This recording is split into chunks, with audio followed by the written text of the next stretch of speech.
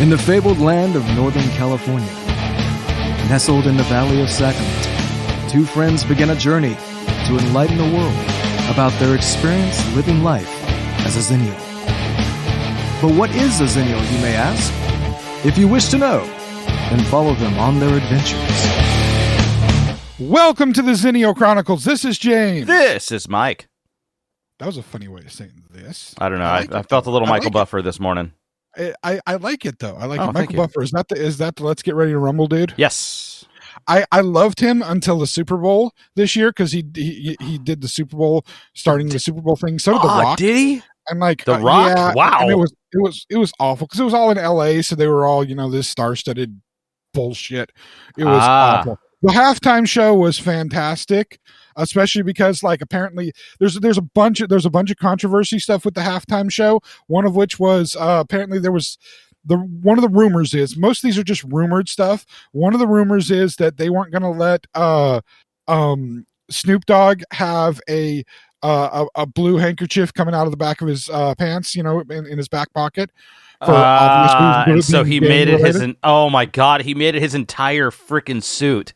Yeah, he made his entire suit the blue handkerchief. Dude, yeah, you can't tell Snoop Dogg he can't do anything. He will do absolutely full-fledged the opposite. There's also all the rumors leading up. When is he going to blaze up? When is he going to blaze up? He did. Of course he did. Because he's Snoop Dogg. I mean, what the hell? Do you expect anything else from it? I did see, actually, if I can interject for a second, I did see a news report that there were a total of, 33 FCC complaints for the halftime show this year.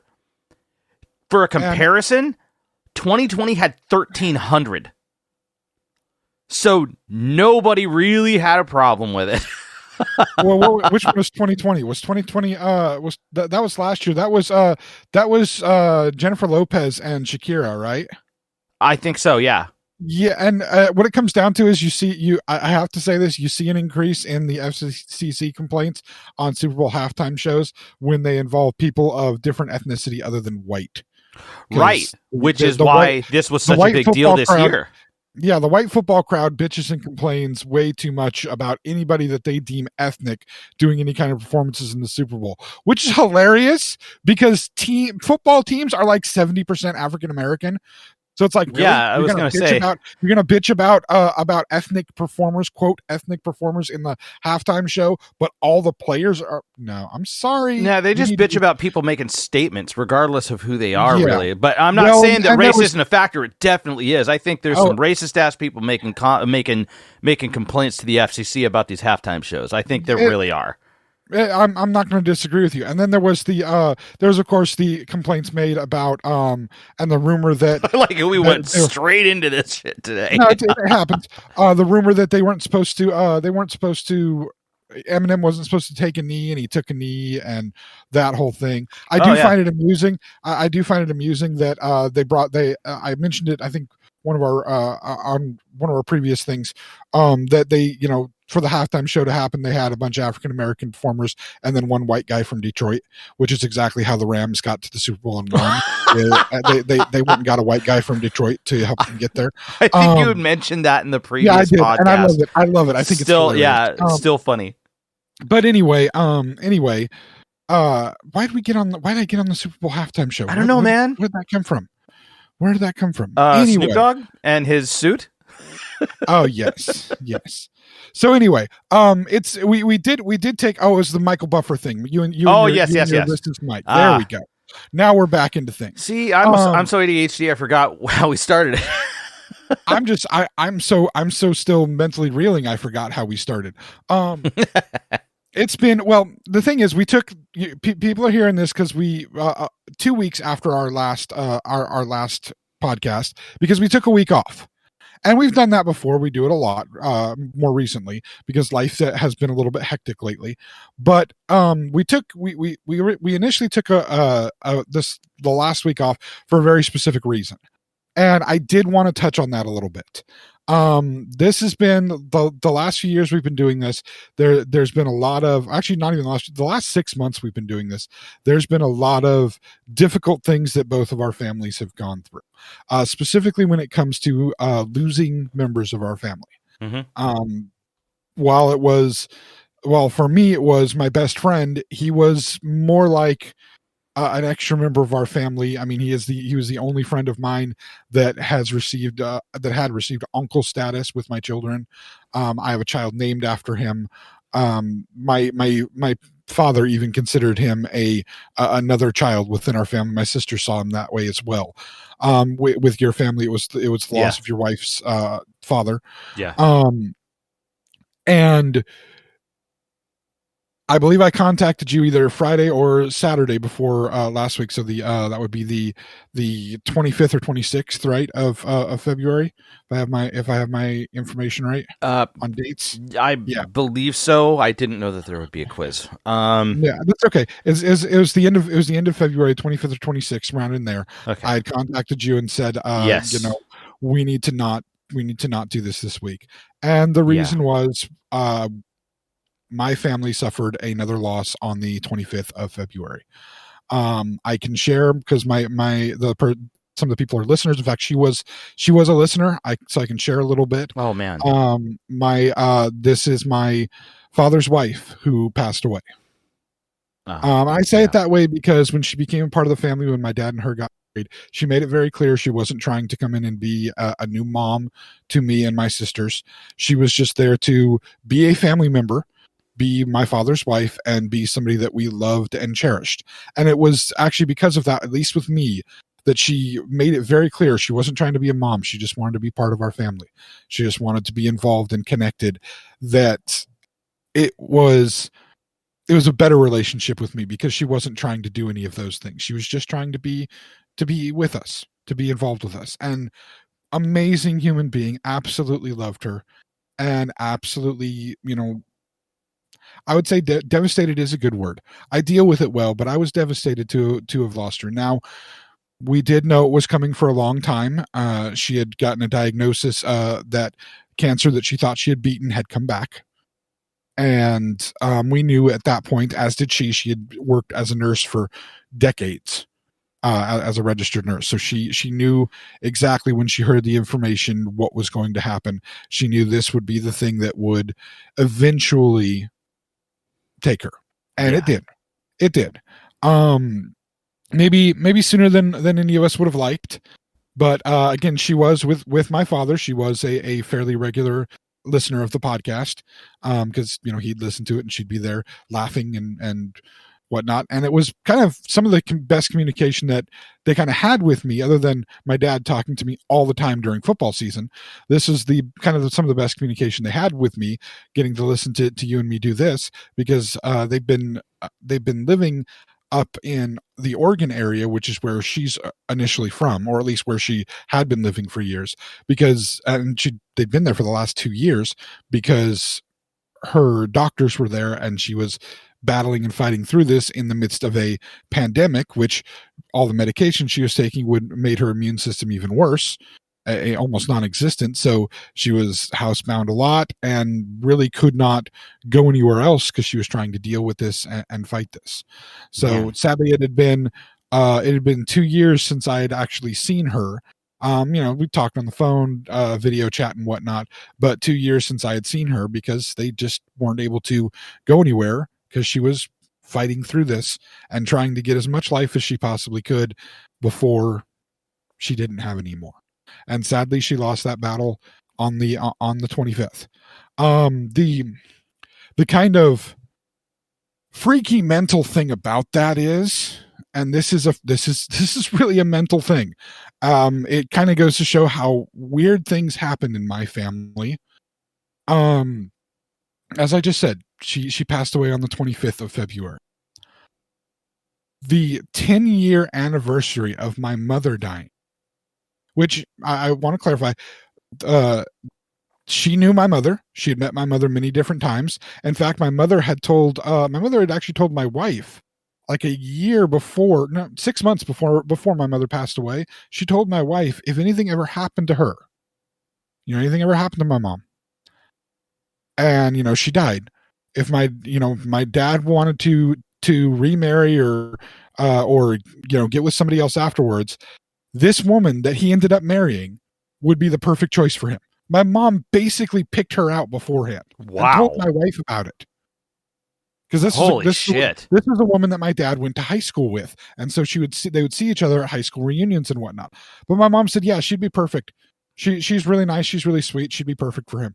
And that's what ended up happening. My mother was a strange cat there. She really was. And Holy smokes, dude! That's weird, right? Man, that is how cryptic, I guess. That's really weird. Yeah. Wow. And what's scary is I think she passed some of that stuff on to my wife, and that really frightens me. It really does. Anyway, does your dad know that that's what happened? Oh yeah, he knows all that. Oh, okay, he knows all that. Wow. But he knew my mother well enough to totally accept that. His response when my wife told him that, his response was, "Yep, that sounds like her. That sounds exactly like something she would say." Oh man, makes perfect sense. And we're just like, huh? And it's my dad. My dad knows. My dad's got a pretty good head on his shoulders. He knows. But the 10th anniversary. That's incredible. It is. So, but here's the thing: the 10th anniversary of my mother passing away was the 23rd of February. Oh my god, dude! So literally, he knew. My father knew at the start of February that there was an outside possibility that his current wife would pass away on the same day that his previous wife passed away, just 10 years later. It wasn't the same day, it was 2 days after that, but still, that's some messed up stuff. I was going to say that at that point, that would just sound like a cursed day forever. Oh, yeah, something like that had happened. The month of February, I don't think he's going to be fond of for the rest of his life, but that's okay. Right. And for anybody listening, including my dad's doing okay. He had 2 years to prepare for this. He has a mental state similar to mine. You just kind of prepare and work through. I've talked to him a bunch. Obviously, talked to him a whole bunch on the 23rd, and then more on the 25th after he got everything settled and taken care of. He needed to, and he was able to, start calming down a little bit from things. Which he was still fairly calm through things. That's how he's a very calm guy. He takes things as they are and just kind of does what he needs to. It's not about him being, I got to be the man, be all this. He's just that guy. I've only seen him angry a few times in my life. Most of those were my fault. And I have a tendency when I make people angry, I make them really mad. And I've been one of the few people to make him really mad. And it's a very rare thing. But it is a sight to behold. He's definitely the teddy bear you don't want to make angry. But he's very rarely angry. So I know it's been years really since you've seen him a lot, but I'm sure you agree that's a pretty accurate description of him.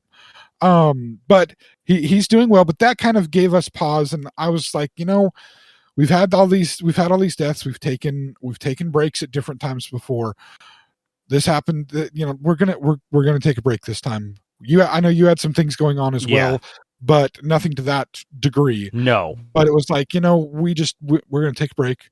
We're gonna not do this, and we'll take a week off. And part of that was, I had a lot of phone calls to make. I had a lot of making sure I knew my dad was okay, but at the same time, he's the only parent I have left. And other than my brothers, who I rarely talk to, and my two sisters, who when we talk, we just have to be careful so that we don't kill each other. Right. He's the family I have. I have grandparents on that side. My mom's family, they don't want to talk to me, and I don't want to talk to any of them. So that's what I have for family. So I got to make sure he's okay, and then I got to calm my sisters down to make sure they don't try to race up to Oregon to help him, even though he doesn't need any help, because they want to get involved and they want to make sure he's okay. Just stay down here and call him regularly. He's fine. So I'm helping everybody try to deal with all that. So I was like, no, we're going to take a week off. Plus, on that same token, and see, this is what's been weird about these last 2 weeks. While all of that is happening, and we knew, by the way, for about 2 weeks leading up to her passing, we knew that it was just kind of an any moment in time situation because her health took a sharp decline.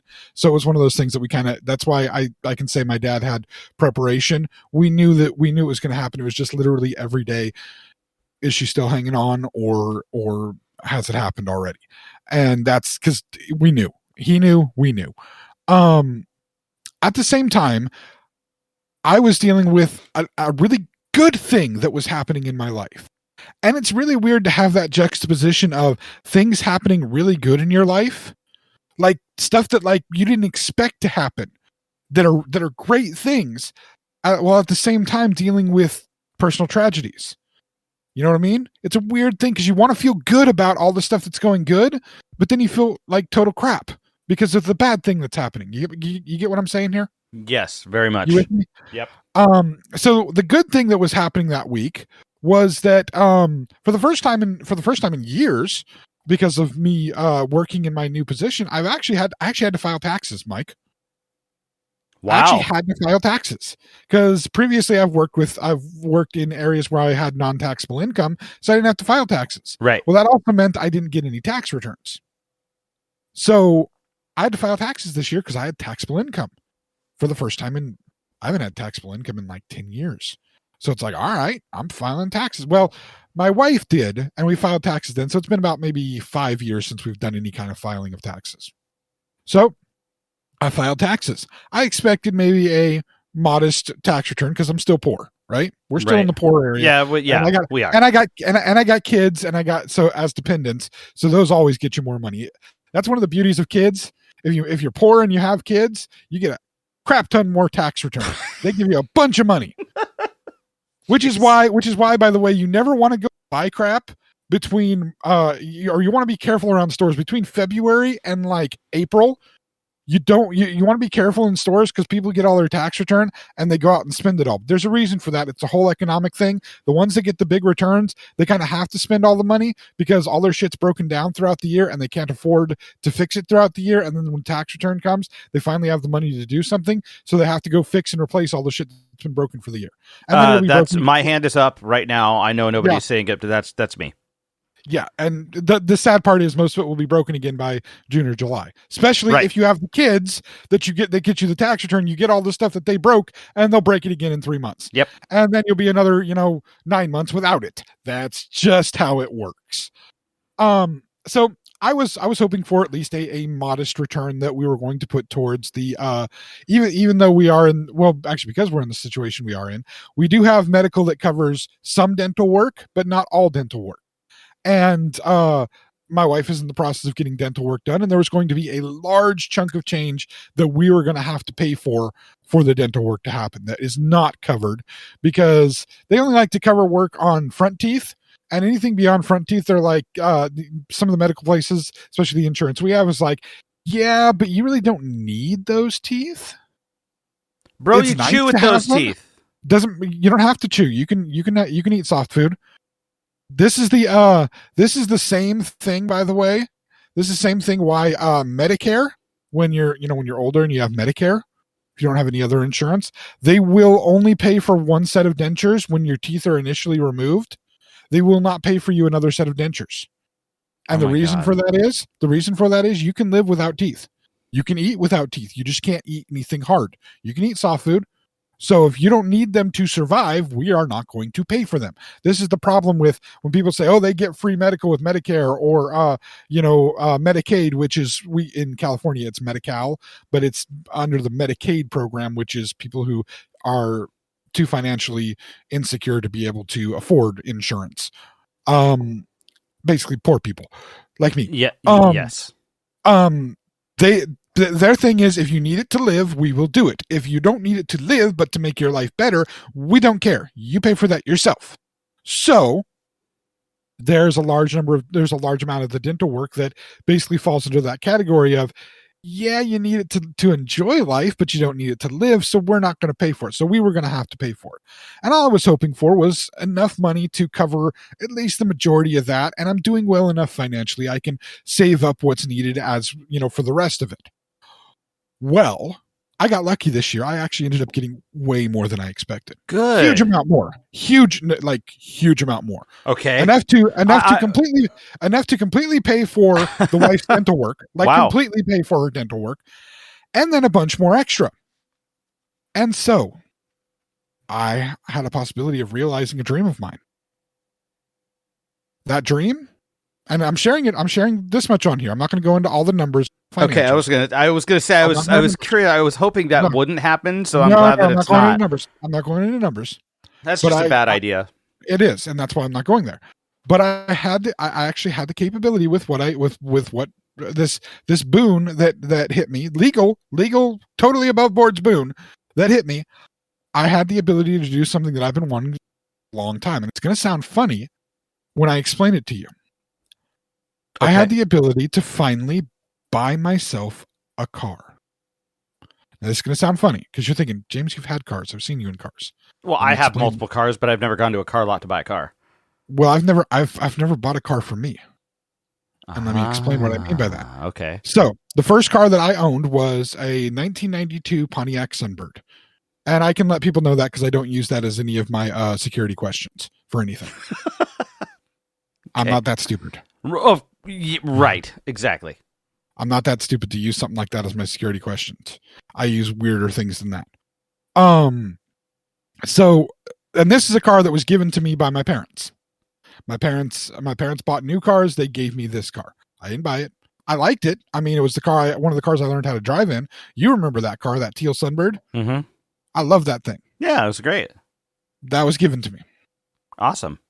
I had a friend give me a Saab. I don't know what year it was. It was a piece of garbage and it barely ran. It was also a stick shift, and the only time I ever drove a stick shift, I was not very good at it. But it was also a Saab. So I mean, they make great fighter jets, not so great on the cars. And yes, same company makes fighter jets and cars. Yeah, that makes sense. Finland, I think, either Finland or Sweden, one of those countries. They do strange things there. Anyway, I was then given an old gold truck from my parents, just old vehicles that they weren't using. After that, we did buy some vehicles for a short period of time. We had a van, then we had a small car, then we had another small car, that yellow Chevy Aveo, if you remember that one. Oh yeah, wow, yeah. All of those were bought for and by my wife. Now, our financials are mixed together. We don't have separate money necessarily, but my name was on none of those vehicles. The only vehicles my name was ever on was my Pontiac Sunbird and the gold truck that I had. After that, wife's name on all the vehicles. She bought every single one of them.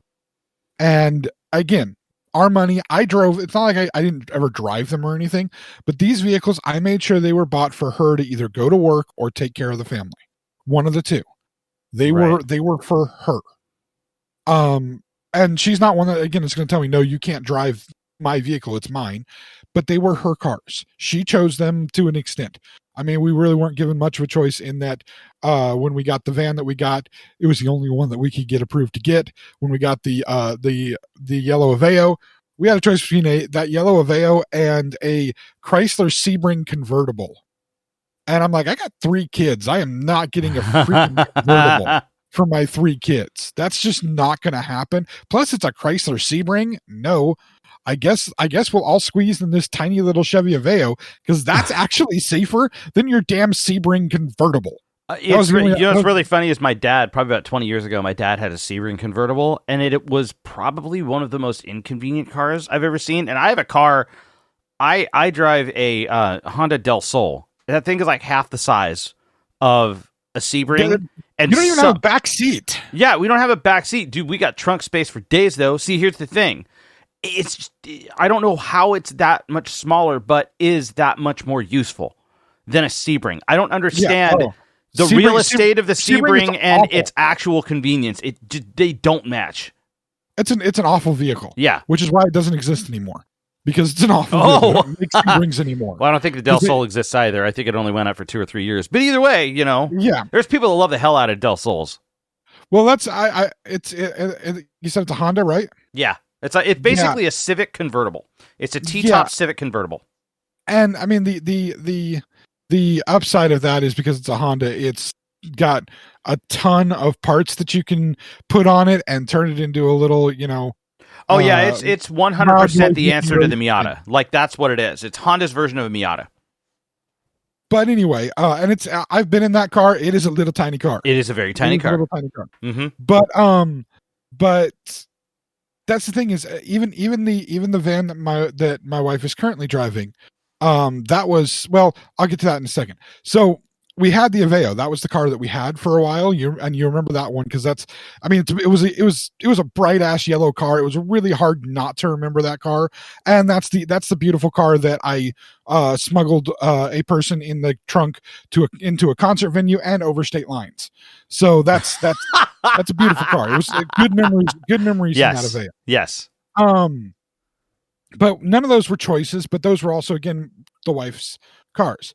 When my wife's grandfather passed away and her grandmother moved in with us, we basically inherited the two vehicles that they had.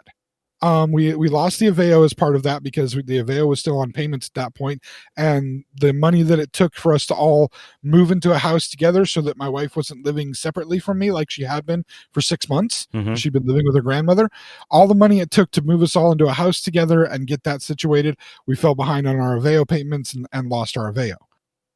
So what we did have, the grandparents' two vehicles, a Ford Taurus and a Ford F-150, because they found one car lot and they just bought their cars there. Which actually is not a bad deal, except you bought Fords. Why? But whatever. Those we've been driving for the last 8 years or so. Now I know you've seen both of those because I came over to your house in both of those. Mm-hmm. You've ridden in the Taurus. I don't know if you've ever ridden in the F-150, but they were just, it's a normal F-150, nothing special about it. It's bare bones, and the Taurus is a Taurus, which was at one point one of the most popular cars in the United States, and is still one of the worst cars in the United States. But it was cars that we inherited, and just at that point, we didn't have the money to do anything but drive the cars that we had. Well, last year we were able to, through again, things getting better in life. And hey, anybody that's going through their financial struggles in life at any point in time, just remember they can get better. They're not going to for sure, but they can get better. So work towards it being better. Just because you're in a financial struggle at this moment doesn't mean you will always be there. Things can get better. You do have to work, not necessarily work like have a job work, but like do something to make it better. But it can be better. And we got to a point where things were a little better. So we were able to look into a vehicle for the wife, especially since she was going to be at home and I was going to be re-entering the workforce. And we found her exactly what she wanted. The size of van that she wanted, with way more things in it more bells and whistles than she was expecting. And keep in mind, we were driving vehicles from 2002, 2003. So anything that's newer than that has any kind of bells and whistles, we get this van and it's like, ooh, there's a backup camera. We've never had one of those. There's parking sensors. We've never had those. Holy crap. We can plug an audio thing in. We don't have to get a special little adapter that you plug into the cigarette lighter port and have to tune to a radio station to play your iPod through it. There's just a plug-in, an aux plug-in to plug it in. Oh my God, we can do that. For us, those were all just like, wow, this car is amazing. It has so many things. Wait, what's this weird light here? Let me research that. It's a tire pressure sensor. What the hell? Wow. I don't have to look at my tires and see if my tires are flat. There's a computer thing that tells me. Okay, wow. Yeah, that's actually kind of cool. I didn't know that was in new. I didn't know that was in new stuff. Oh yeah, they have majority of cars now. Apparently, Mike, majority of cars now have tire pressure sensors. It's like a regular thing. Oh. There's a screen with navigation. I don't have to look at my phone for it. Of course, the navigation is still from 2009. So when I'm driving to like the town you live in, from where I live, the section of freeway that you have to drive didn't exist in 2009 because it was the old freeway. Correct. So when you're looking at your navigation driving there, it looks like you're driving through nothing because there's no road. You're driving through what used to be a field. So that's a little bit weird. Is there a way to update that? Funny you should ask. And I'm telling this story for a reason. I'm leading you to the right place. There is a way to say that. So this vehicle though, this van, and it's a beautiful van. We saw it. It was the right price. We had the ability to get it. We jumped on it. We got it. And then when we got it, it was even better than expected, because not only did it have all those things, but it had really nice interior, really nice exterior. It also had a freaking DVD player in it. That wasn't even something we were looking for, but it had it. It's like, yeah, there's the DVD player. Of course, our kids won't let us play the DVDs in it, but still, it has one. It's like, this is perfect. We got you the perfect vehicle. And then she gets in it and drives it. She falls in love. She names it. Oh, this car is named. Her van is named Marshmallow. That's adorable. Because it's a white van. I even bought the license plate covers to go around it that say the name of the van on it. So it says Marshmallow on the front. That's and the back. Adorable. It's got its name tags. Beautiful van. She is absolutely in love with it. This is the first vehicle that not only, it's not the first one she's gotten, because she had another van and another car and whatnot, but this is the first one she actually really got to choose. She got to choose this vehicle. And this is an important thing when it comes to the difference. One of the real differences that you talk about when it comes to income parity, when you are living in that situation of not having enough money, of, completely paycheck to paycheck, worrying if something happens that you won't be able to afford bills or food. When you're in that situation, you don't always get to pick the things that you want. You end up picking the things that you can afford that get the need done. So you get the car that you can afford. You get if you get an extra, you end up picking not the one that you're, just throw it into our realm of things is one of the things that's an extra for us that we've bought many of. Both of us have bought many of over the years, and have had this moment where we're in the store and we see the guitar we want. Right. But we buy the guitar we can afford. Fair. It's close enough to, or similar enough to, the guitar we want. Right. The guitar I wanted was an ESP KH Special with the crossbone inlay and whatnot. I wanted that guitar. I wanted that guitar back in 1997 when it was first being seen in the Load and Reload tour, or the Load tour. Mm-hmm. I wanted that guitar then. I bought an Ibanez RG270 because that's what I could afford, which is similar. Yeah, similar. That's fair. It's a similar design. Yeah, but now that I have the ESP-KH, it's not a similar guitar at all. Not even close. But I bought at the time what I could afford, because that's what I that's all I could do. Mm-hmm. I couldn't get at that time the thing I really wanted. I had to settle for something else. So this was the first time my wife was able to get the vehicle she really wanted. And loved it. Has been driving it for almost a year now. Loves this vehicle. Well, I now have the chance, with this boon that we have, I can go and get the vehicle I want. I've never had the vehicle I want. I've just been given vehicles and stuff that, I loved my Sunbird. Believe me, has always been basically my favorite car ever. I loved that car. I learned to drive on it, so I love it. And I wrecked it, so that made it even worse. I hated myself for it took me 2 years to get rid of it after I'd wrecked it, because I loved it so much. I'd always planned to try to fix it back up, and then I just was unable to do it, and I had to get rid of it. That car, that's still a car that, like, if I won the lottery, I would go and find a as close to mint condition 92 Pontiac Sunbird, and if it wasn't teal, I would get it painted teal, just so that I could have another one again, because I love that car. It's not really that good a car. I just loved that car.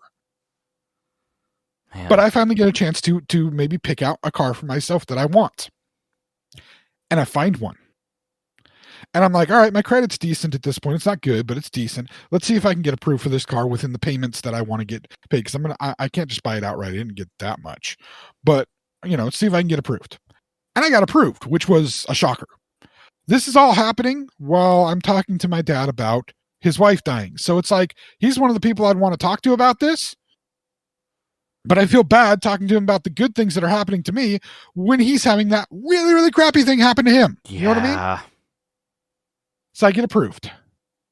I get set up. I get a car ordered. because it's got to come from Southern California. Oh, so it's coming from SoCal. So you didn't like see it on the lot or anything like that. No, I see this thing online. I have to pay a little bit of money to get it shipped up to our area. Wow. But and that money I couldn't get back. The shipping money I couldn't get back. But I'm not locked into buying this car until I put down a down payment and sign all the papers. God, that's an experience, man. I've seen that kind of stuff, and there is just something about like so as somebody who's never purchased a car at a lot, purchased it from private parties. We got 2 cars we have from private parties. And well, we actually have 3 that were private party. 1 was gifted to me. So, but that was like right? The Blazer.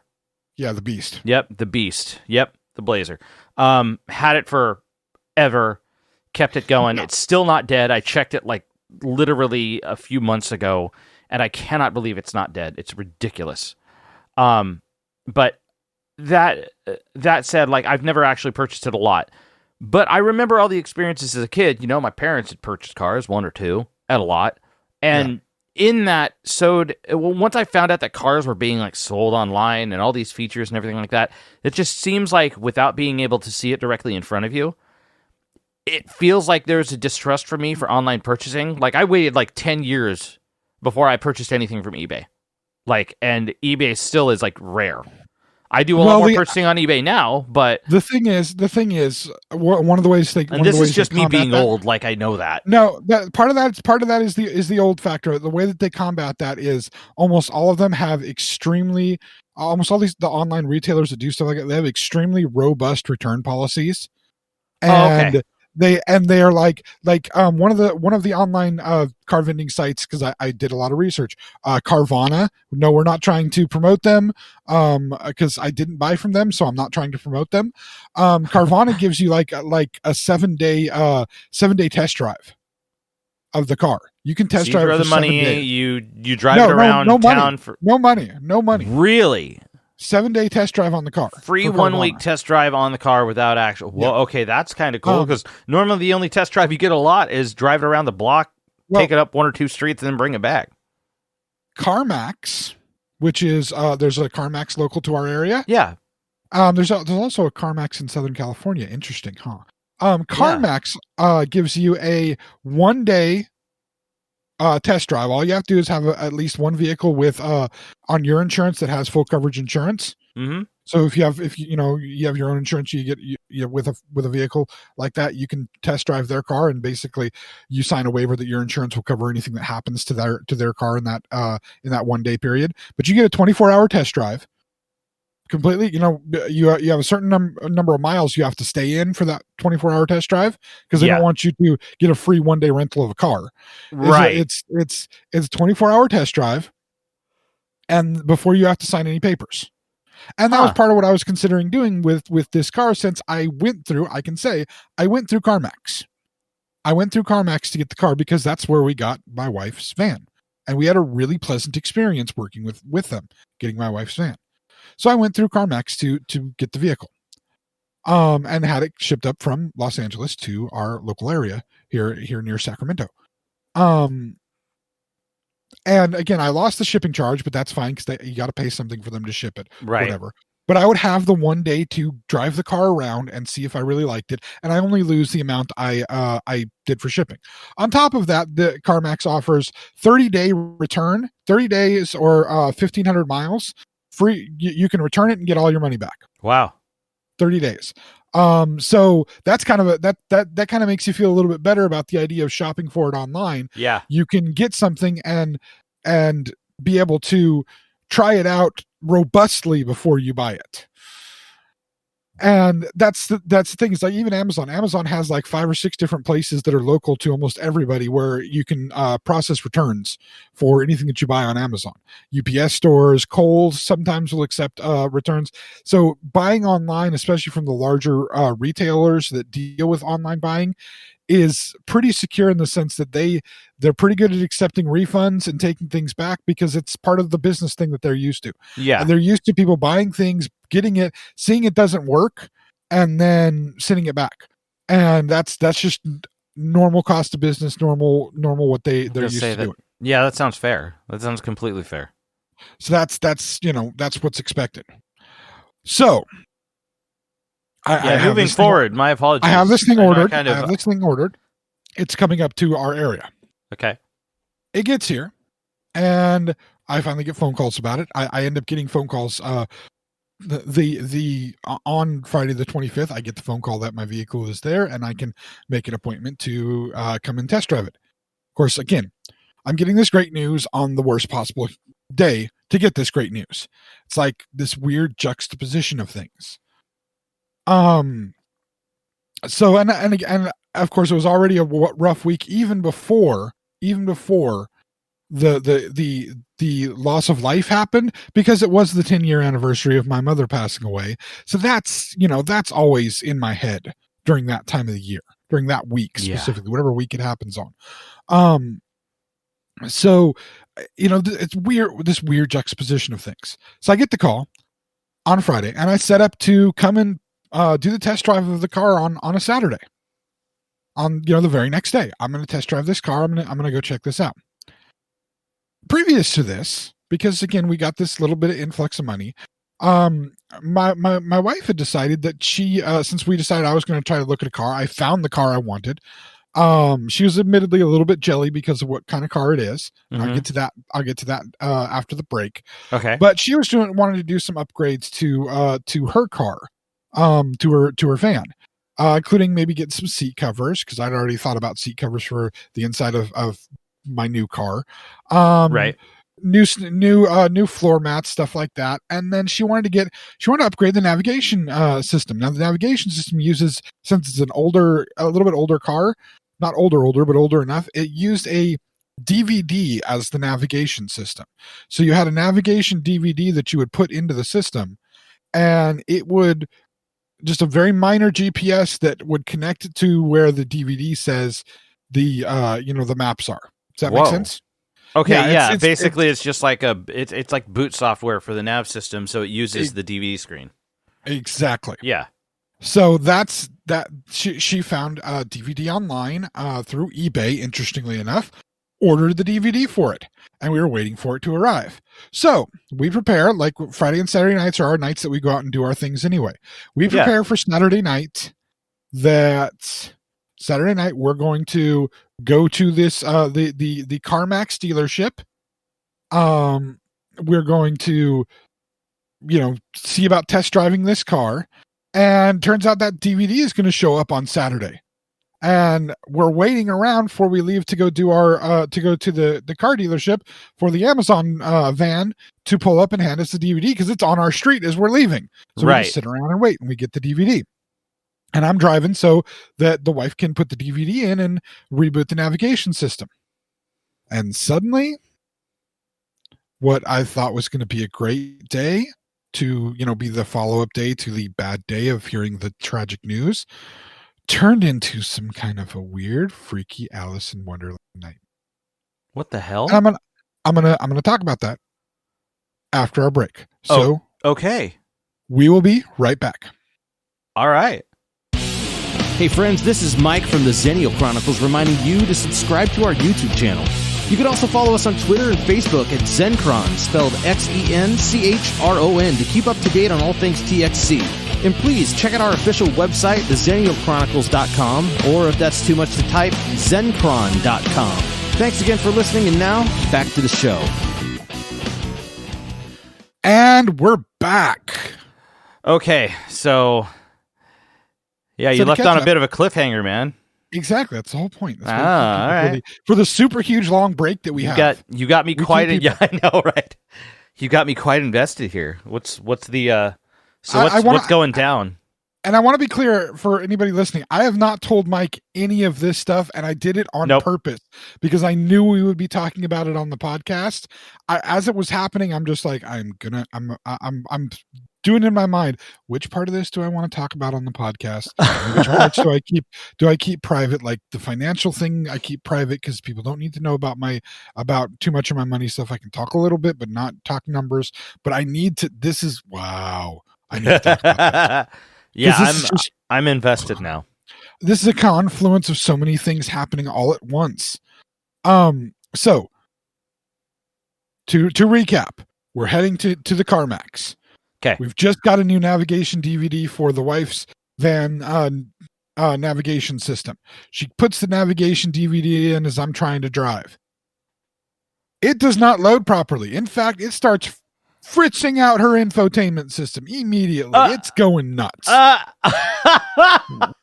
We can't listen to music. What? Did you just tell me that your car crashed?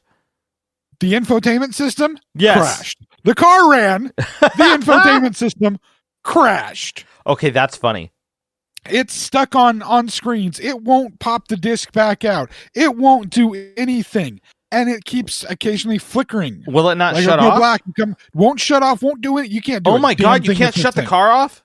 Well, no, the car you could shut off. The Oh. infotainment system you could. Oh, right, because it's auto boot or whatever. Like, there's... Yeah. Oh, man. Okay. And so it's like, what the hell is going on? So we drive down, and she's messing with it the whole time. She's researching online how to do this. Like, okay, there's this one thing that says you disconnect the battery and then reconnect the battery, and that should do it. But then there's another thing that says if you disconnect the battery, you could fry the whole system. I don't know what the heck we're gonna do. Oh my God, It's like, fucking computers, man.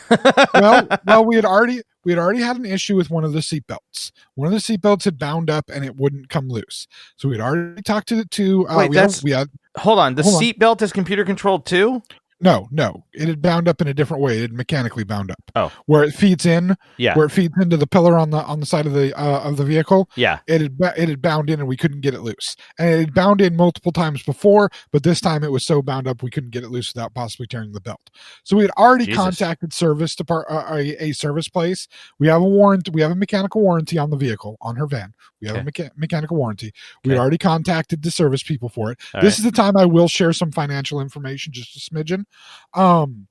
We have a $300 deductible on our warranty if we're at a mechanic other than an actual CarMax facility. Because this is a warranty. That's kind of cool. They do that now too, huh? Okay. Well, this is a warranty that CarMax offers for the used vehicles they sell, because they sell basically used vehicles. If you're at one of their other shops that accepts this warranty, you pay a set deductible. If you're at the CarMax facility, you get a $50 discount on your deductible. So it's $250 if you go to CarMax, basically for your deductible, and then $300 for anywhere else that accepts CarMax. With our tier, you can have different deductibles. Weird. This is it's like car insurance, but car health insurance. Well, no, it's mechanical warranties, which are it's mechanical warranties. This is something that, again, as you stated, you've only bought used vehicles from individuals, right? Not from I would never have this experience. New vehicles come with manufacturer's warranties. You can buy extended warranties. CarMax, because they deal almost exclusively in used vehicles that they're selling, good used vehicles, but used vehicles nonetheless. They offer these 3 to 4 year extended warranties that you can get at time of purchase, but you have to get them at time of purchase. This is key. Okay. You have to get them at time of purchase. That's fair. And you get to choose your deductible level, as low as $50 deductible up to $500 deductible. It's up to you. We chose 300 because we thought that was appropriate. But again, 300 at any other shop, 250 at the CarMax location. These numbers are important. So we had called about the seatbelt thing. We got it set up. We'd already started setting up to do the seatbelt thing. Okay. The seatbelt was going to cost $315 out if we didn't have the. So with our deductible of the warranty of $300. Basically, we'd save $15. Okay, hold on one second. This is the new car that you just bought. This is the van. This is the van that you just purchased. It's a used van. We bought it last spring. Right. But this is a van that you literally had. Wait, you bought it last spring? The van, yes. The van. Oh, okay. I'm sorry. I apologize. Not the brand new one. I got mixed up. We just tried to bring home. I got a little mixed up because I was. This is you gotta be kidding me. No. This is the wife's van that we bought last spring that we've been driving around. Okay. And it's had this seatbelt issue a couple of times. Okay, now it makes sense with the DVD because you wouldn't have that in a brand new vehicle. Okay. Exactly. All right. I'm putting 2 and 2 together here. I do apologize. I was a little behind, but please continue. Her van was a used van, but it was still under 100,000 miles and in really, really good condition. And we got a stellar price on it because of the fact that it was, at the time it was made, it would have been top of the line, fully loaded, but because of the years on it, it was a little lower in price than it would have been if it would have been 3 or 4 years newer. If it had been 3 or 4 years newer, it would have been out of our price range. But because of the price that it was at and all the and everything, we got it at a really good price with way more features than something at that price should have had. It was a very lucky find. But anyway, we'd already set up for the seatbelt issue. So again, if we were paying for it cash out the door with no warranty, it would be $315. With the warranty, it's we pay the $300 deductible and that's it. So we save $15. So we're already like, all right, we're already gonna pay $300 for this. So as this is glitching out as we're driving to the CarMax, I'm like, listen, we're already going to take it in for the seatbelt. We'll take it in and have them work on this too. Figure out what the heck is wrong with this. We're still only paying the $300 deductible because the deductible is per visit, not per item fixed. So if you got a bunch of things fixed at once, you just pay the one deductible and they fix it all at once. So this right. That's one of the deals. You might as well get all of it done there. Yeah, exactly. And again, this is important. This is an important detail to what is about to happen. Okay. Yeah. So we get to the car place. We park the car. I try turning it off. We park the van, I'll say. I try turning it off, turning it back on, see if maybe that does something. It turns off, turns back on.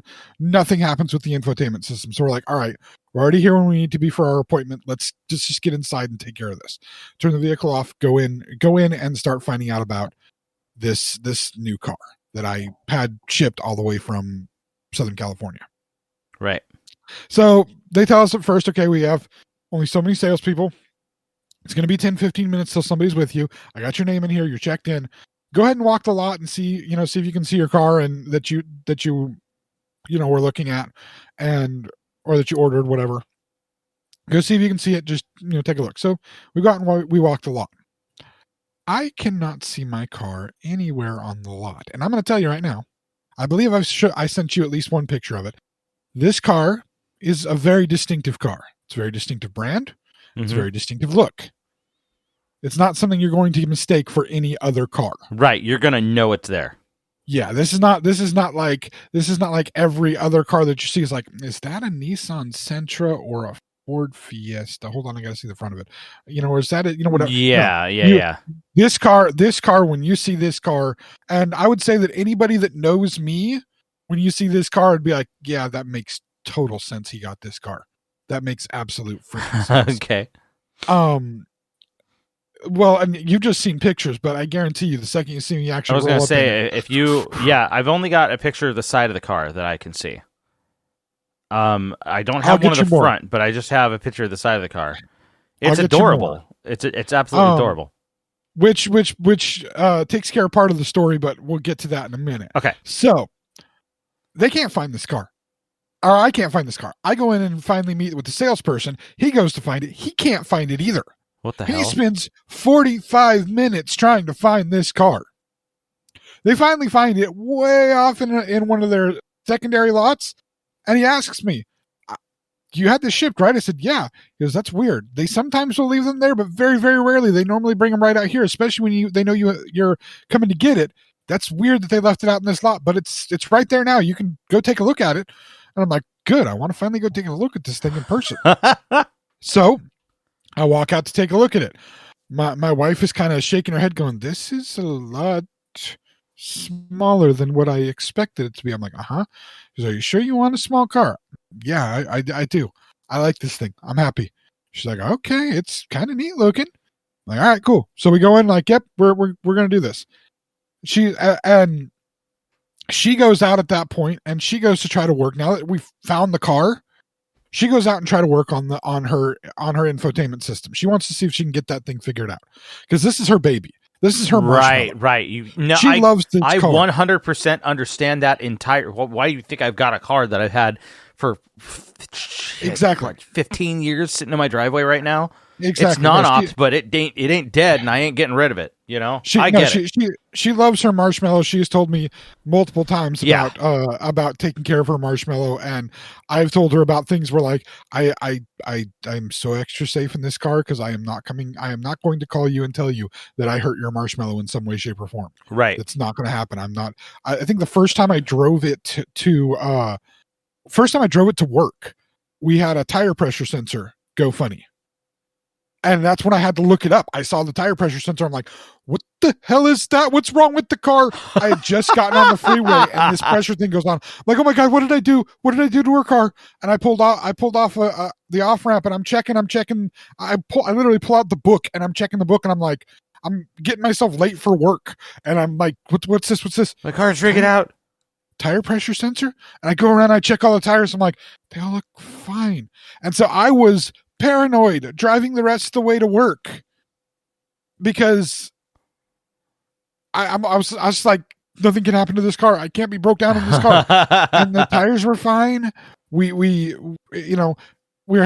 still had issue with the tire pressure sensor, and we kept having issues with it. In fact, even on that day, there was still an issue with the tire pressure sensor. It was off, and all the tires looked fine. None of them looked low. None of them looked like they were going low. So we were just like, I don't know what's wrong with this damn thing. Maybe we'll have them look at that too. So she goes back out to work on the vehicle. He's doing all the different things he needs to do, and the wife isn't back in yet. And so I sent her a text message. She's like, hey, what's up? How you been? What's going on? She calls me and she's like, yeah, here's the thing. I'm like, what? The van won't start. What? Yeah, it's dead. What do you mean it's dead? It's dead. Completely dead. Wow. And I'm like, well, hell of a what? place for it to be, for it to die. What? And she's like, yeah. I said, okay. I've just been sitting out here being frustrated. I'm like, okay, I'll come back in. She comes back in. I then find out from the guy, he, runs the financing. He's like, okay, this looks like it's a little bit more. I'm like, what do you mean it's a little bit more? It's a little bit more than what you said. I'm like, well, I have my initial quotes. He goes, let me see what I can do. Goes and tries to see what he can do. Good Lord. Well, turns out that the initial quote that I had gotten, the initial amount that I had gotten, even though I requested that their Max Care be put on it, their Max Care warranty system, the Max Care warranty wasn't put on with the initial quote. Okay, that's fine. Oh. That's fine. No, that's fine. That's fine. These things do happen. And they showed me the financials, and I also should have caught it, because when it told me the entire amount being financed, that was when I really looked at the numbers, that was way too low to include the Max Care on it. I was so excited I didn't pay attention. That was not necessarily anybody's fault. I'm okay with that. Those things happen. Okay.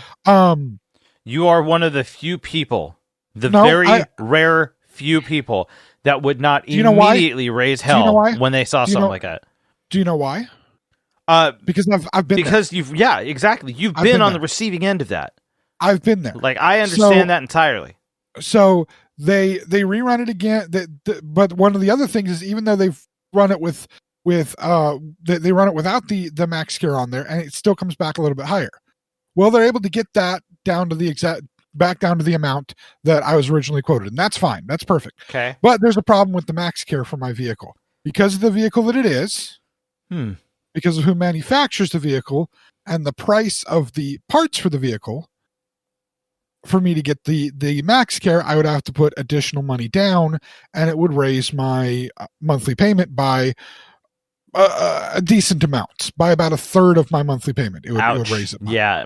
So, and I'd have to put a lot more money down to be able to get that to happen, and it's specifically because of the type of vehicle that I have chosen. It's nothing else. It would be a lot less expensive if I didn't choose this specific type of vehicle. And so I'm sitting there with I don't have the extra money to put down for the deposit. I don't want the extra money per month for the Max Care, but I also don't have a working vehicle. Right. Because the van is stuck in the car lot, completely shut off. And I'm like, ugh. And so I'm having this moment of, this is a nightmare I'm living in, where I mean, I can do the one day, I did a 24-hour thing on this car, but if I did 24-hour and I decide I don't want it, and I bring it back tomorrow, who's going to come with me to take me back home? Because the van is dead. Right? So I'm like, I'm freaking out at this moment. And I make a split decision that for some reason felt right to make. Okay. But I was scared. Totally scared. But there was this voice inside of my head. It sounded a little bit like my mother, that said, this is the car you want. This is the car you're gonna be happy with. Just get the car. And so I did. I said, forget the Max Care. I'll worry about a warranty later. Because one of the things that CarMax also offers you, on top of their 30-day return policy, which is what I was thinking of also, if for some reason this really doesn't work out, I have 30 days to return this thing and get all my money back. Right. So that's a bonus. Okay. But they give you a 90-day bumper to bumper warranty. Now Okay. that doesn't cover tires, battery, oil changes, that kind of stuff that just wears down anyway. Yeah, you're talking like regular maintenance, regular interchangeable stuff. Yeah. But you're talking like if the engine Which by the way, Yeah. they have to specify when they give you warranty packages like the MaxCare or any other warranty packages. They literally have to specify this does not cover tires, oil changes, batteries, because people think that their warranties cover those things. No, people, those things just naturally wear out. You need to replace them. That is the cost of vehicle ownership. You need to be able to replace your tires and your batteries every so often. You know what? I completely understand that as somebody that worked music retail for a while. I'm pretty sure if I haven't said this already, I totally can here. I used to work at Guitar Center some time ago. It was you're part of the sales position, but one of the things that we have to sell is something called Pro Coverage, which basically covers any accidental damage to the instrument. The only thing it doesn't cover is regularly interchangeable parts. Like if you bought a guitar and you got the coverage, people ask, well, so when I get my strings changed, that's free, right? No, strings are constantly changed over and over and over again. Your strings at the most will last like a month, and then you got to change them back over. The coverage doesn't cover the strings because that's an expendable item that assists the guitar, but it's not like the electronics, right? That's the difference. Is anything that is not interchangeable and has to be interchangeable or a regularly replaceable part is not covered by that. Hold on a second. So I should change my strings how often? About once a month. No, if you're playing them on the regular, about once a month. It won't damage your guitar, but strings go. It's a tonal thing. Yeah, because I have strings on my Squier Strat that have been there for, I'm going to say 13 years. Those are probably oxidized pretty bad, and you probably... Actually, they're not too bad. Well, hold on. Before you say anything, a lot of it you can't necessarily see. We're talking about shit that gets in the grooves in between the strings. If we're going to sidebar this for a quick second, your fingers have oil on them. They get in the grooves in the strings. The first places that oxidize, which I'm talking about rusting, to clarify for any listeners, the strings will start to rust based on the oil that's on your hands. There's a certain acid level that will start to break down the metal. The first thing that starts to happen is the string's tone starts to dip. Now that's quick. It's pretty fast. People have, when you need to maintain them in order to keep your strings nice and bright and, new and shimmery sounding, little tips and tricks like Eddie Van Halen, what he would do is he would take his strings off his guitar and boil them in water and then put them back on his guitar. And he would do it about once or twice before they started to break. After, X amount of time. I just play with rubber gloves on. You play with rubber gloves on. Of course, that's probably why I get weird muted sounds. But anyway. Yeah, so the idea of...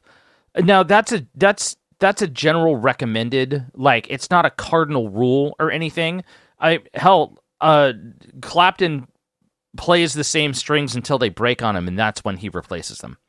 Like, it depends on who you're talking to, how long you want them to be. I like if I go into a studio and I do studio recording and I'm recording an album, there's fresh strings on those bad boys every single time. And I'm not going to play fresh strings for a single day. But you keep them clean. You maintain them through the studio session for a week or so, or two, or whatever, and then you're probably fine. Especially if you keep them clean, it's not a big deal.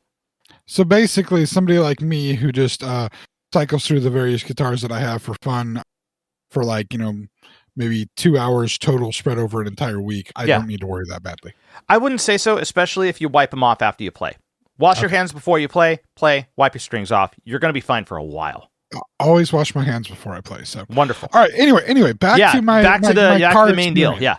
So this voice that again sounds like my mom says, buy the car. You have these things that can help you. You know, you have the 30-day return. You need a car to get home. Otherwise, you got to call somebody to even get you home tonight. Buy the car. Just buy the car. And so I bought the car. All right.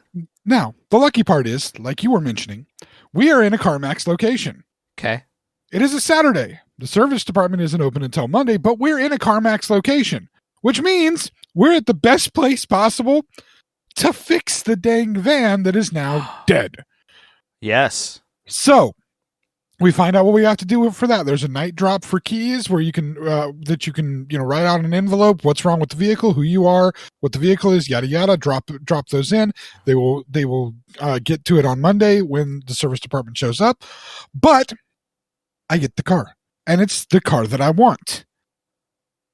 And I'm in another one of these crisis moments where I want to be excited for this new car and my first chance to drive this new car. Oh, and I know where this is going. And I can't be, because the car that my wife loves so much is sitting in the parking lot dead, and we don't know what's wrong with it. And she has to leave it there and ride home with me in my brand new car. Well, brand new used car. Right. She's got to ride It's home new with to you. me in Yeah, that. it's a new car. Yeah. And I'm just like, I was wanting to, because I'm a little better with navigation than she is, especially with her navigation being old, trying to replace it and get a better one. She was going to follow me out of the car dealership and back to where she, places that she knew, because we had never been to this car dealership before. So she doesn't do well unless she's been to somewhere more than one time. And I was going to get her back to an area that she knew so that we could, we'd be in a train driving home. I'd be leading her, vehicles. We both have the vehicles we love. And by the way, both of them same exterior color. We both have white vehicles.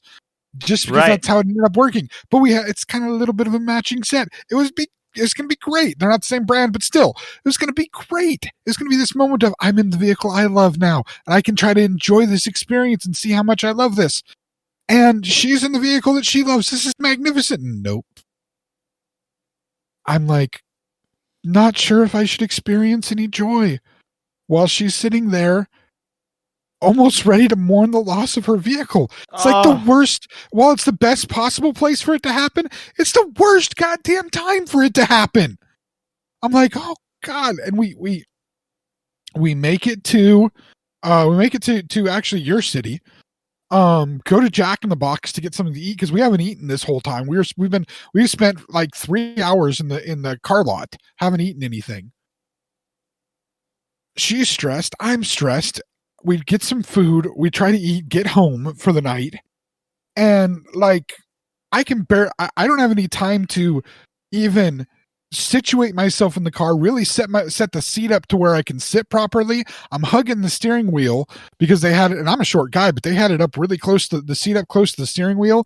And I can't mess with anything to figure out how it all works other than lights are on, cars in drive. I'm getting us home. Why are these lights weird? There's something weird with these lights. I don't get this.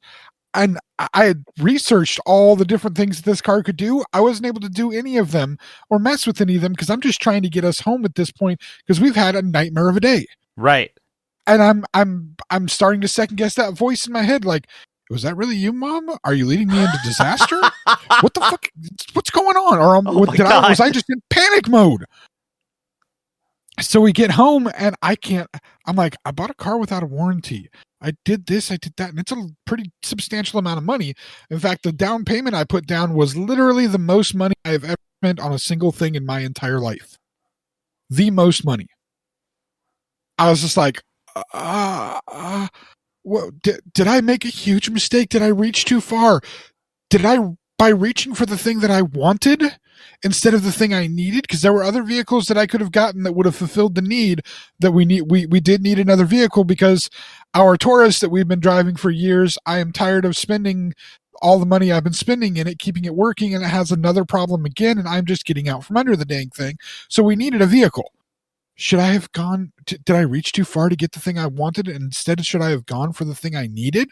That dilemma in my head. I thought I was at a point where I could get what I wanted instead of just what I needed. Did I go too far? Did I reach too much? I couldn't even go to sleep that night until I found a place where I can get an extended warranty for my vehicle, for a used vehicle, at the monthly price that they were wanting to charge me from CarMax without having to put any money down on it. And I'm like, wait a minute, I see a possibility here. I didn't know that you could purchase a warranty for your car off the lot from another company. That's a thing you can do. You're not forced to buy the warranty at.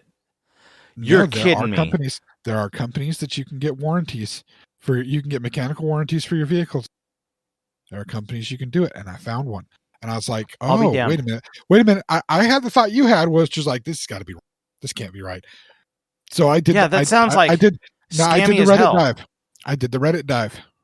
Yeah, I dove. You dove into Reddit, and guess what? What's up? I actually didn't find anything. I didn't find anything overly bad about them. I found the standard complaints, right? But basically, the rating from them, also from Consumer Affairs, the ratings for this specific company are actually better than the ratings for the CarMax's warranty system. Whoa! And Consumer Affairs is even like, yes, this is a good place. Wow. Okay. It's like they're fairly new. They're only a couple of years old, but they are taking care of customers. They fulfill everything that they're supposed to, and their prices are competitive. And the price was still higher than it would be for a different vehicle because, again, the type of vehicle that I bought. But I have the ability to do it, and more importantly, I can start it whenever I want to, as long as your car is under 100,000 miles and less than, I think, 10 years old. Really? Has to be under 100,000 miles though, because over 100,000 miles, most warranties they won't restart you with a warranty after. Right, totally, completely understandable. If the car starts with under 100,000 miles on it, dude, that's a pretty substantial window. Yeah, though when you're looking at a warranty for a newer-ish car, less than 100,000 miles is a pretty wide window. And you have to again, you pay a monthly fee for it, right? But it was about the same amount per month that I was going to get with the other one. And I didn't have to put more money down for it. So what's the service deductible on it, if I may ask? It's actually the for this one it is a little bit higher deductible. It's $500 though, so that's not. Yeah, bad. But you're looking at basically a brand new car in comparison to any of the other cars that you have. So that's not that hard of a deal. That's great. Oh dude. yeah, and I mean, and again, there's a reason for it. The car that I bought, it does have expensive parts. It's very expensive parts because again, who manufactures it? I was going to say, who's the manufacturer? I didn't know the type of car. I don't know if you're willing to share that or not, if you want to share that with me off the podcast, but I'm going to get there. Okay. So once I found this out, that I could get the warranty, I was able to sleep. Now, the wife had already been asleep because she was so frustrated and mad. Sleep was the only thing that was going to make it so she didn't become murderous. Fair. Because, I mean, and I totally get it. She loves that van, absolutely loves that van. And so Sunday comes and we get to take another drive in the car to go because we were also supposed to go to Walmart and do some shopping and return a big item that was the grandmother's item. Mm-hmm. And we didn't get to do that on Saturday night because of the debacle there. We had to pull that item out of the back of the van and figure out a way to put it out in the back of my tiny vehicle. Which is not as tiny as I thought, but still was small enough that it was like, can where are we going to put this? Well, I don't know if it'll go in the trunk area, so we're just going to put it in the back seat for right now. And we ended up having moved to the trunk because it was moving too much in the back seat. So much in this night. So we get to Walmart and return this item. At this point, we're both supposed to be on, watching our diet, watching what we eat, but we ended up buying $20 worth of Walmart donuts, which $20 worth of Walmart donuts is like $60 worth of donut shop donuts. And I don't even know how many donuts I ate that day because it was just trying to recover. So normally when we would be doing our podcast on Sunday morning, I was just devouring donuts. And again, I had to take the wife for a drive in this new car in the daylight this time, at least being able to check out some of the features a little bit better. And still try to quell any excitement. And so I can't feel excited. I don't feel like I can feel excited for the car. Aww. But whatever. We go through that. We get to Monday. She finally gets a call about her vehicle. And the battery is dead. It's the first call that she gets. So they need to replace the battery first. I was going to say, the first thing I thought was the battery ran out or something like that, but that's weird. So, we figure later when we figured out but the battery they'll have to do, but they aren't able to. Actually, I'm sorry, she doesn't even get a call Monday. My bad. No, she does. Sorry, she gets a call Monday to ask about what's wrong. I'm remembering. See, so much has happened. She gets a call Monday to ask about what's wrong, and then they tell her they can start working on it Wednesday at 7:30 in the morning. Wednesday is when she gets the call telling her the battery is dead. And then later in the day, after they've replaced the battery, after we've authorized the replacement of the battery, they tell her that the hard drive for her infotainment system completely fried. Which we believe that the frying of the hard drive, because I told you it kept kind of glitching a little bit, the screen. Oh, that's the DVD.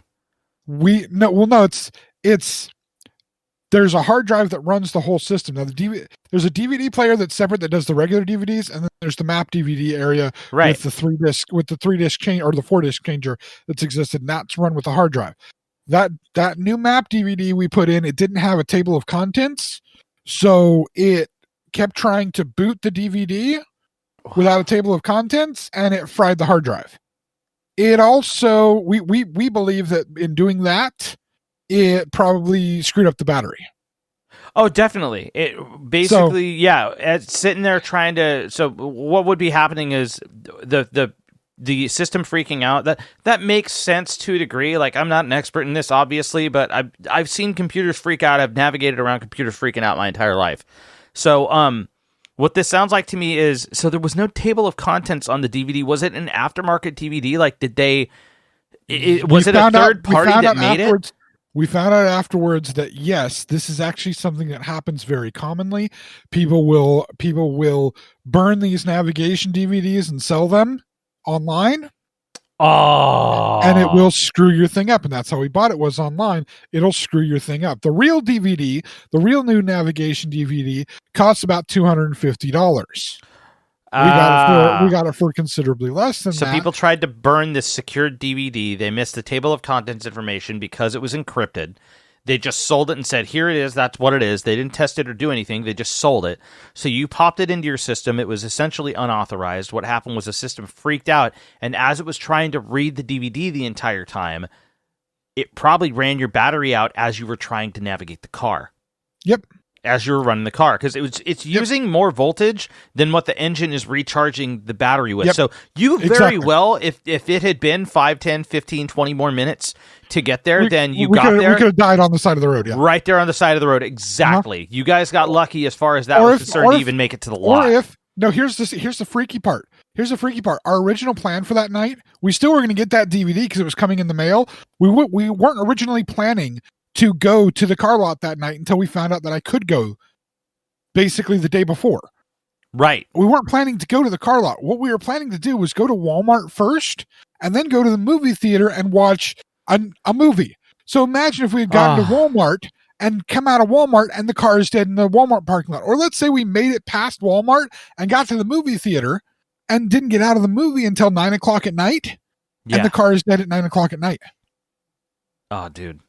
Yeah, so it was literally, while it's the crappy thing to have happen, it was the best possible place to have it happen. Yeah, absolutely. And 100%. The best possible moment, because I was getting another car to take us home in.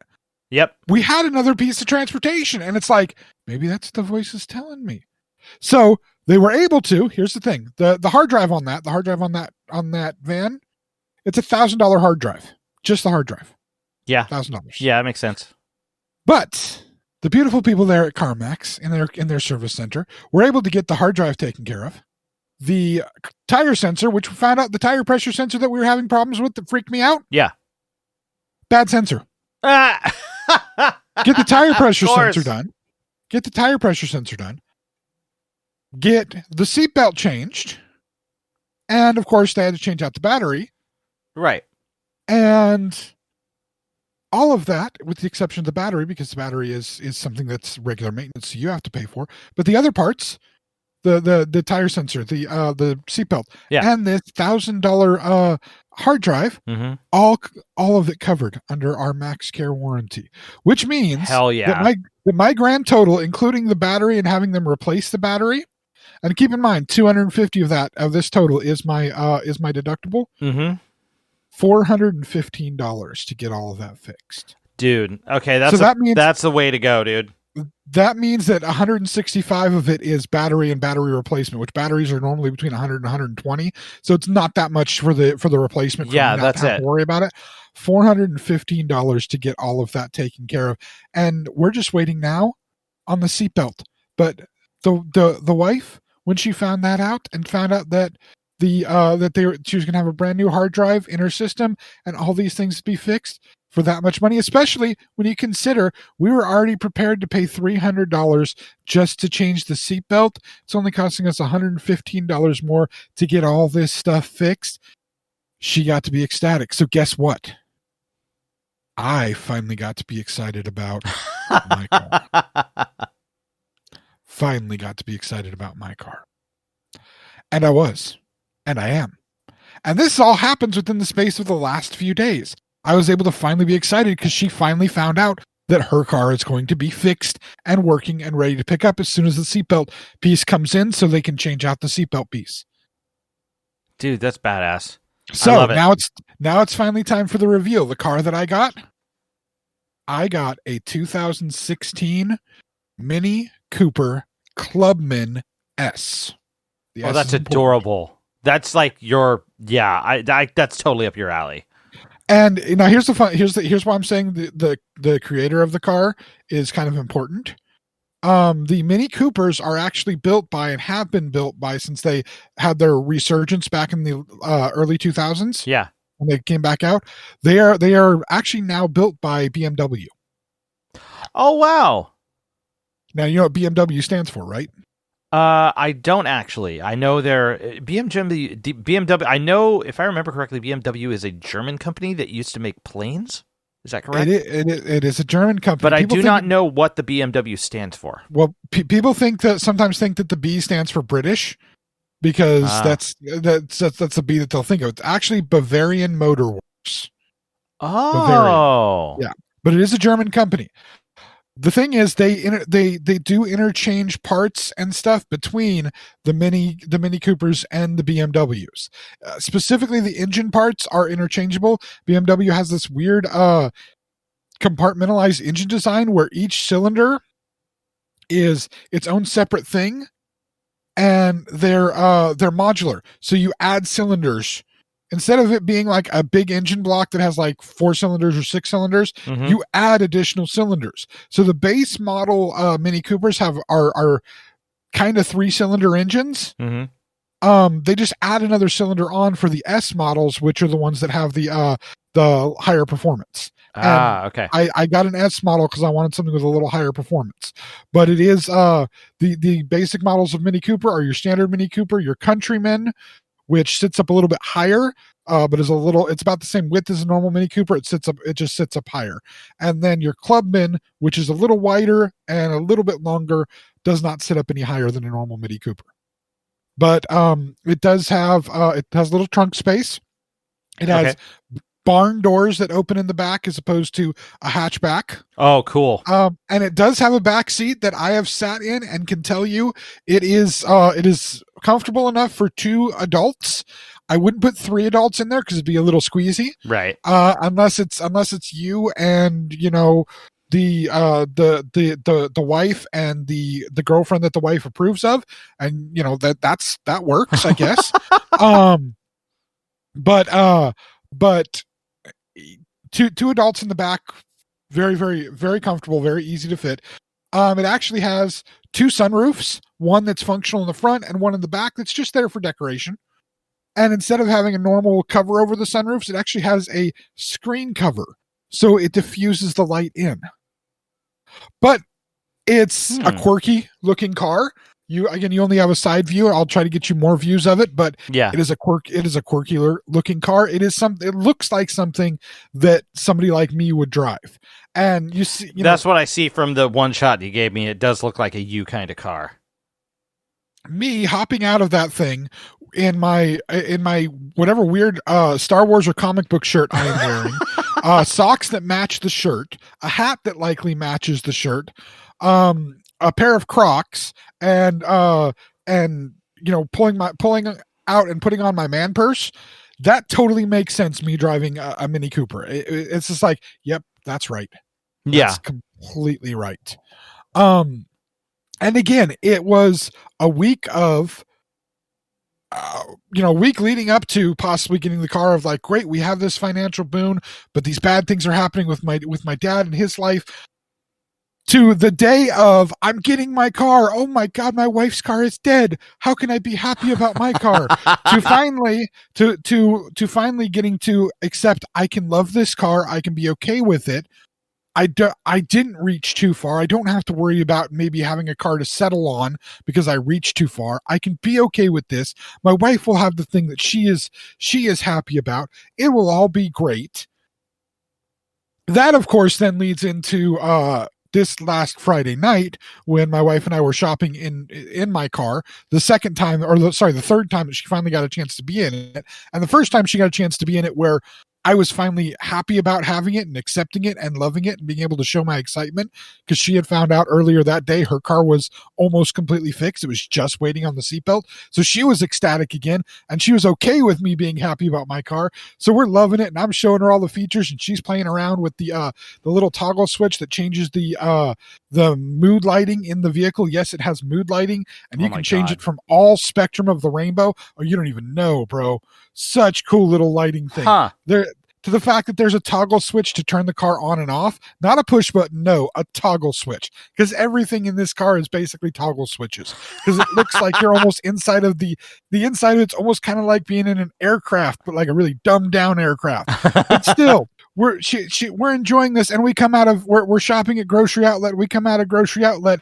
This is like things are going great. We're planning on going to dinner for the night. It's going to be a great night. Everything's happy. It's all working out great. Fantastic. And we're putting groceries into the back of our car, this new car, and like, hey, look, it's got more room than you thought it did, babe. We had to lay the seats down, but whatever. We're putting the groceries in. This is great.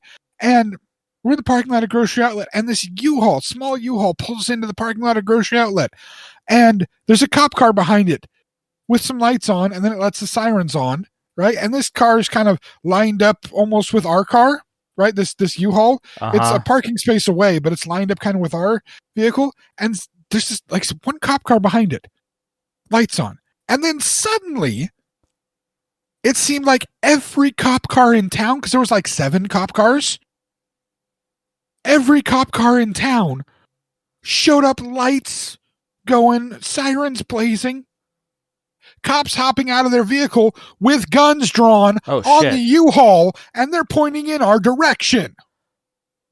And so I give the wife her purse and my bag and tell her to go hide in front of the car. And I'm thinking, this is a really little tiny car for her to hide in. They're going to shoot my car. And my wife, oh my gosh, I just started feeling happy about this.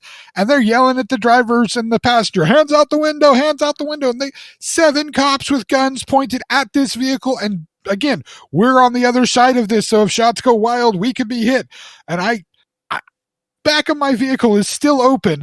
I still have stuff in the grocery cart sitting there, and I inch over because I'm moving slow. I don't want to. Oh yeah. You do not want something to go down. I inch over to where the wife is at the front of my car, and we're like looking over at the grocery outlet, and like there's bushes in between us and the grocery outlet, but there's pillars there, and I'm like, we need to go. She's like, we need to go. I'm like, yeah, we need to go. So we walk through the bushes slowly. She's walking. I'm kind of looking back, making sure nothing's happening. The people's hands are out, but the cops are still pointing guns. And we get behind the pillars, and she's completely behind the pillar, and I'm peering out the side of the pillar. She's like, what's happening? I'm like, well, I think they got the driver out. I don't know. She's trying to look. I'm like, you stay back there. One of us needs to survive.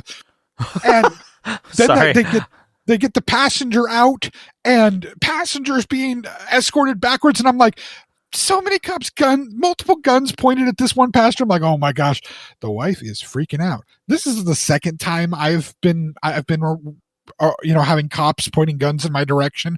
Specifically, they were pointed directly at me the first time. Right. It was a misunderstanding. Once it was all explained, we were talking and joking with the cops afterwards. They even were like, sorry, we had to do that. And I'm like, no, you were doing your job. You thought we were doing something we weren't doing. It's all good. You didn't do anything bad. It's true. I'm an easygoing guy. People got jobs to do sometimes. But it wasn't the first time I've had a cop pointing a gun at me. Okay. But it wasn't at me directly. It was just in the dirt, I was in the line of fire. But still, they get the person, they cuff the person, and even then the wife is freaking out. So I have her go to the next parking lot over. I get back over to the vehicle, stow the stuff, pack up the rest of the stuff as they're going through this U-Haul and figuring out. I don't put the cart in the cart corral, which is an abnormal thing for me. I almost always put a cart in a cart corral. You're just trying to stay the fuck away from the situation, man. Yeah, I've worked as a cart boy before, so I always try to put carts in cart corral. Hell no, I just put it in the parking space next to me. Yeah, this is excusable extremity, man. You'll let them figure that out later. The cart corral was literally one parking space away from the U-Haul truck. So I'm like, I'm nope. That Don't direction. go anywhere near that shit. I get it. I very gently closed the barn doors on the back of my car, and I'm like, please don't let anything happen. I don't want to get pulled over. I don't want to get stopped. I don't want my car to get shot. I don't want to get shot. The wife is safe, so I don't have to worry about her getting shot. Nothing happen to me.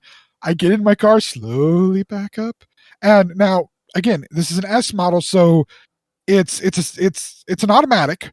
But because it's more of a sport performance model and it's BMW parts, right? In the lower gears, if you accelerate slowly, they really bog down a little. You kind of have to do a little bit of an acceleration to get the lower gears to work really well. Mm-hmm. The higher gears work great all the time, but the lower gears, you need to.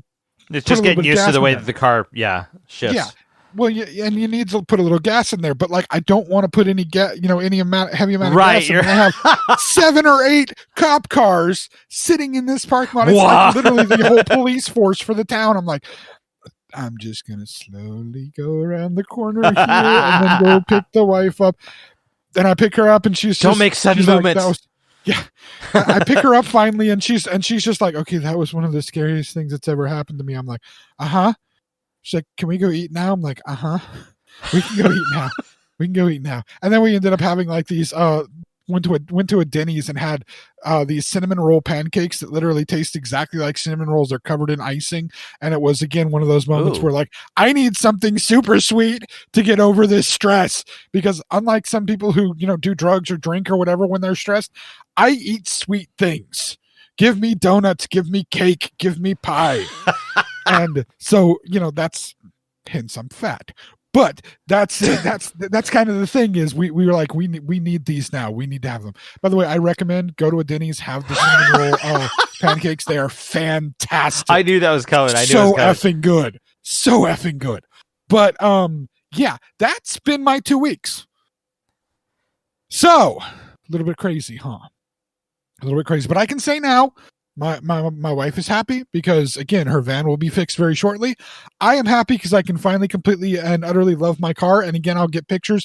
At some point, maybe I'll come by and pick you up to take a drive so that you can see all the cool little features in it. Oh, yeah. But yeah, that's my experience with for the last 2 weeks of buying my first real car. Getting Lord. the car that I love. And what all had to happen, and it was just 2 weeks of crazy. Little joke to add into that also happened within these 2 weeks. We are sitting down at dinner during this time period talking about various things, and I forget exactly what was mentioned, but I referenced a recent meme that I had sent you something about. I referenced this meme of because somebody talked about a TV show or something, and I said, oh, okay, banana and orange. And they're like, everybody at the dinner table. So the wife, the grandmother, and the sister-in-law's boyfriend, Zach. They're like, what? What are you talking about? Banana and orange. If you have a sitcom or a show, to make it successful, you have to have one person that looks like a banana and one person that looks like an orange. And I could see everybody having that introspective moment of thinking all the different shows. And I was like, Big Bang Theory, perfect example, because that's one of my favorite shows, and I've watched a lot of it here, and everybody's been forced to watch it with me. And they're all like, oh, okay, yeah, Sheldon and Leonard, banana, orange, right? Yes. Right? You remember this? Yeah, yes. So, and I'm only referencing this because it's a funny joke, and I want to add that there was humor during this 2 week period with all of this kind of mental turmoil. So I mentioned then that I had said something to you about this, and I had asked, I asked Mike, what are we? Who's the banana? Who's the orange? And Mike's response, do you remember your response, Mike? Yes, I did. What's your response? I said that it's a podcast and we're both oranges. And that's the response that I shared. This is when I think it's absolutely fair. No. This is when it gets good. Oh, really? Oh, yes. This is when it gets good. Now, I want to say, if you're listening to this, wife, I told you I would put this on here. Oh, no. Because I told her I would put this on here right after she said it. And she said, I'm going to listen. I'm going to finally listen to the podcast. See if you did it. I'm like, go ahead. I put this on here. Because she did not want me to put this on here. The wife comes back with, well, I wouldn't say that. I'd maybe say orange and a grapefruit. Oh, my God. And I'm like, what? And what? I'm the grapefruit? And she just kind of nods. Like, so you're saying I'm fat? She's like, no, I'm not saying that. I'm just saying you're maybe a little more like a grapefruit. And he's like an orange. I'm like, so you're saying I'm fat? This is going on the podcast. Fantastic. I approve. Everybody around the table laughing. I'm like, well, I mean, there's a bonus in this. At least she didn't say I was a watermelon.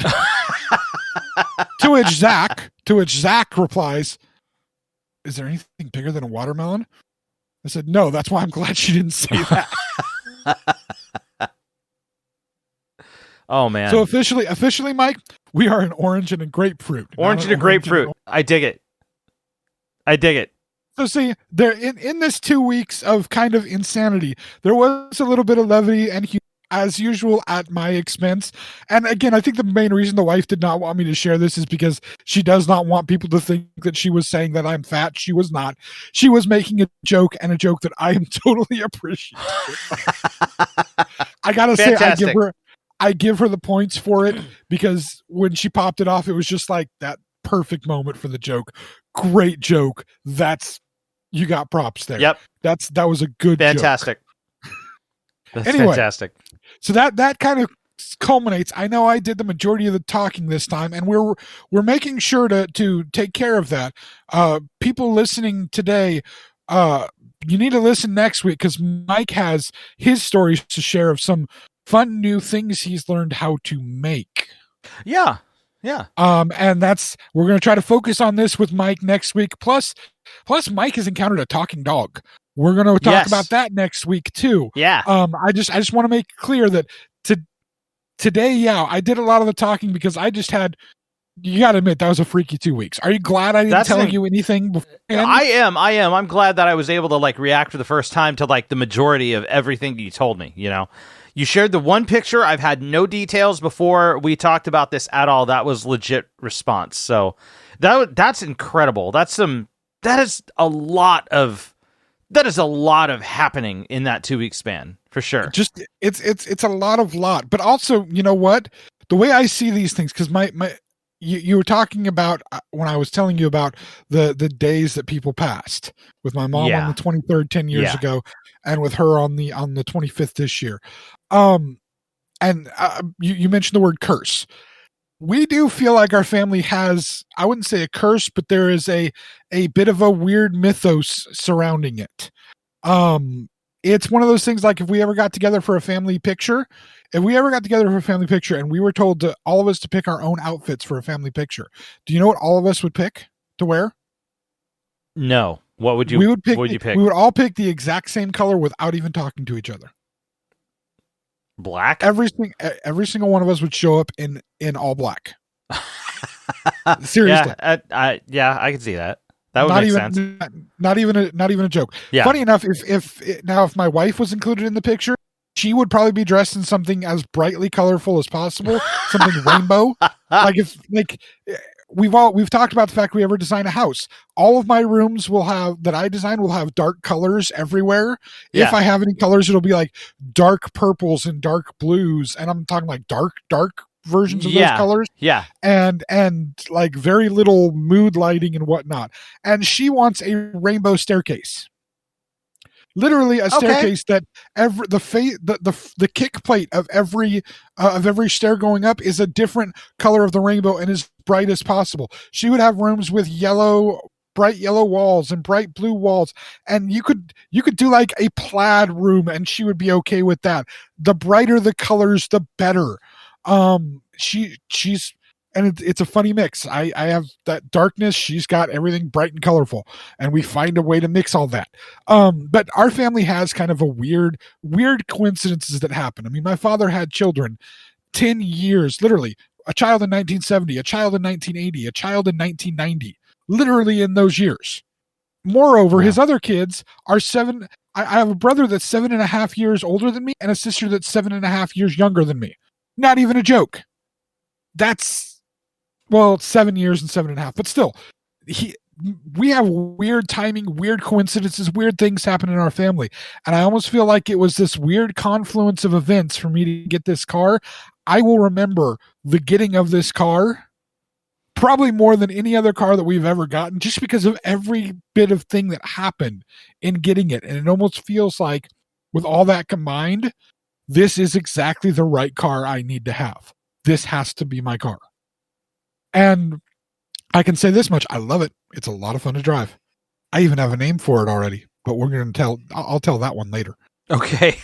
Anyway, that's what we have for you today. Mike, where are people listening to me talk about my weird car buying experience? Well, you could be catching us at the XennialChronicles.com or Zencron.com. You also can catch us on most major podcast platforms, Spotify and Google and all that fun stuff. And also, in case you don't listen on podcast platforms, don't have an app, we are available on YouTube. You could search for us on YouTube, or you might even be listening to this in video format, because this gets uploaded in video format as well. If you're listening to this podcast in video format at YouTube, or even if you're not, go find us, go subscribe to our channel, hit the like button on the video as well. And James, there's also one more thing that they can do. What is that?